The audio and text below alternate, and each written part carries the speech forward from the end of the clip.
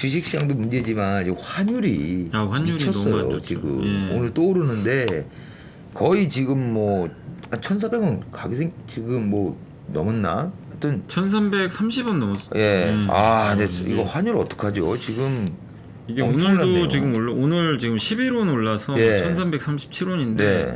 대부분 1,350원까지는 보더라고요 일단. 예, 환율을 이게 1,350원이면 거의 2008년 이후 최고치로 지금 알고 있어요. 지금 그 전에 제일 높았던 게 2010년도고 미국 2010년도군요. 2010년 네네. 5월에 한번 네. 1,300원 넘은 적이 1,270원까지 간 적이 있었거든요. 그리고 네네. 코로나 때 1,296원. 그 전이 이제 예전에 금융위기 터졌을 때 이 그죠. 구간이니까. 네.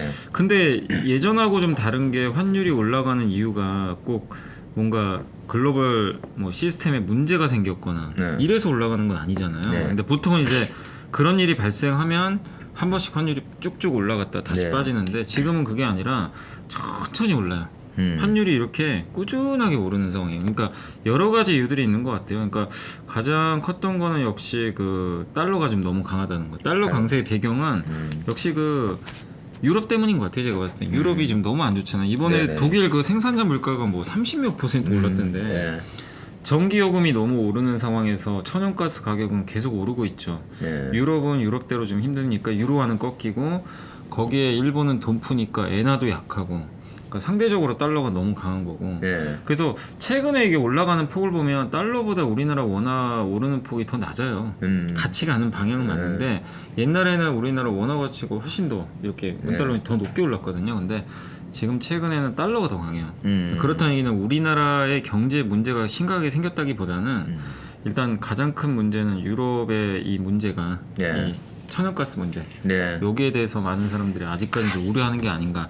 이게 있고 두 번째가 아까 얘기한 대로 그 중국의 지금 경기 둔화. 경기가 거의 너무 안 좋잖아요, 중국이. 그래서 요즘에 중국의 위안화도 약해요. 위안화까지. 네, 이런 것들이 좀 하나 작용했고 그리고 여전히 지금 경기 침체 우려가 완전히 해소된 건 아니잖아요. 근데 경기가 어쨌든 안 좋아지면 한국 같은 신흥국한테 좋을 게 별로 없죠, 당연히. 그죠. 그러니까 원화는 당연히 약해지는 거고.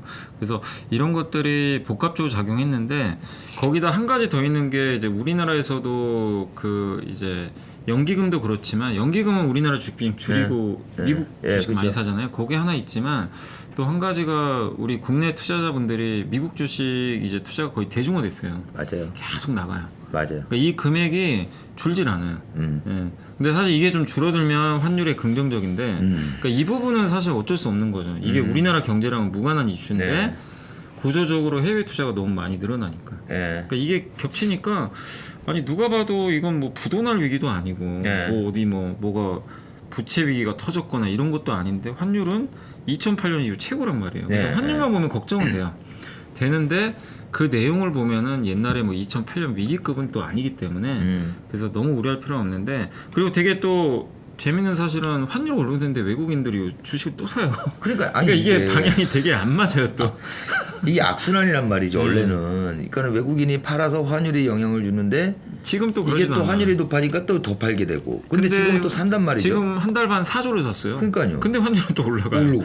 그러니까 예전하고 다른 게 기억하시겠지만 우리나라 환율이 2020년에 그 코로나 터지고 1,290원에서 1,080원까지 간 적이 있어요. 네. 그때 그러면 환율이 떨어지면 외국인이 사잖아요. 네네네. 그때 놀라운 사실은 외국인은 팔고 있었던 거예요. 알고 있었다. 그러니까 외국인 매매랑 환율하고 또 잘 안 맞아요. 2020년. 근데 그 전에 또 되게 잘 맞았거든요. 네. 그러니까 모든 이 지표들이 과거에 우리가 고정관념하고 좀 잘 안 맞는 그런 흐름들이 계속 좀 최근에 왜 그러죠? 경제 시스템이라는 거는 예나 지금이나 크게 뭐 기본은 다르지가 않은데 이것도 이상기후처럼 근데 제가 봤을 때는 이게 날씨처럼. 코로나가 모든 걸 다 이게 뒤틀어 버린 것 같아요. 그러니까 공급망 이슈도 네. 이게 사실은 기존에 볼 수 없는 공급망 네네. 이슈가 생긴 게 코로나 때문이잖아요. 그죠, 사실은. 그죠, 그죠. 그래서 갑자기 소비는 폭발하는데 네. 공급은 안 되고 그래서 난리가 났던 난리가 거고 나요. 그에 따라서 우리나라 기업들이 뭐 수혜받은 것도 있지만 그리고 유례 없는 유동성이 이 펌프질을 했잖아요. 네. 그러니까 이 진폭이 너무 커진 거예요. 자산시장 진폭도. 그러다 보니까 환율이나 이런 외국인 매매나 이런 것들이 과거의 잣대로 외국인이 사니까 환율 당연히 떨어지고 외국인 파니까 환율 오르겠지. 이게 안 맞는 거예요. 사실. 안 맞는 거예요, 공식이. 그러니까 지금도 제가 몇 개를 이 환율이 왜 올라가는지 말씀드렸지만 되게 복합적이에요. 한두 개가 아니에요. 근데 또 환율 오르는 속도가 빠르지도 않아요. 천천히 가요. 근데 이제 최근에 환율이 이렇게 튀는 거는 어쨌든 저는 우리나라 원화가 유독 약하다기보다는 유럽 문제가 아닌가. 예, 유럽이나 중국이 지금 워낙 상태가. 근데 결론적으로는 얘네 둘이 안 좋으면 한국도 안 좋아집니다. 안 좋아지죠. 영향을 받으니까 간접적으로. 네. 이 쓰리 쿠션이라고 그죠, 그러죠. 그죠, 보통. 예.